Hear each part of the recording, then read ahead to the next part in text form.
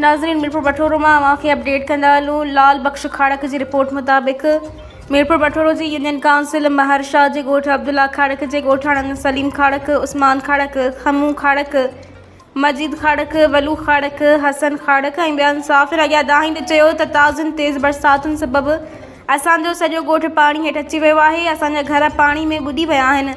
पाणी बीहण सबबि असांजा नंढड़ा ॿार ऐं वॾा सभु मलेरिया बीमारी में मुब्तला थी विया आहिनि ऐं असांजे 100 एकड़ ज़मीन ते बीठल सारियाल जो फसल पाणी हेठि अची तबाह थी रहियो आहे।